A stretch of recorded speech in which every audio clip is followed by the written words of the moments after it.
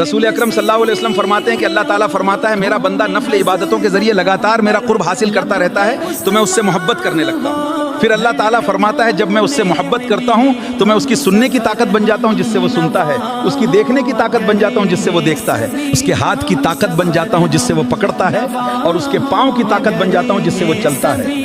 میرے بھائی نفل پڑھنا فرض نہیں ہے, لیکن اگر کوئی اللہ تعالیٰ کے رنگ میں رنگنا چاہتا ہے, اگر کوئی اپنے رب کا خاص قرب چاہتا ہے تو اسے نفل عبادتوں کی عادت ڈالنی ہوگی. قرآن کہتا ہے صبغۃ اللہ ومن احسن من اللہ صبغۃ ونحن له عابدون, اللہ کا رنگ اپناؤ, اور اللہ کے رنگ سے بہتر کس کا رنگ ہو سکتا ہے؟ میرے عزیزو, اللہ کے رنگ سے بہتر کوئی رنگ نہیں ہو سکتا. یہ رنگ کیسے ملتا ہے؟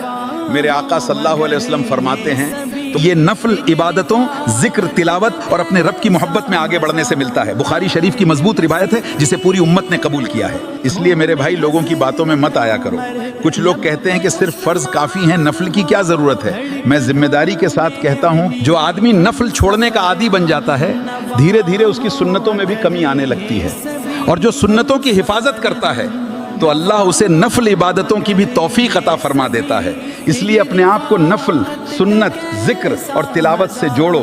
کیا پتہ انہی عبادتوں کی برکت سے اللہ تعالی ہمیں اپنے رنگ میں رنگ دے اور اپنی خاص محبت عطا فرما دے.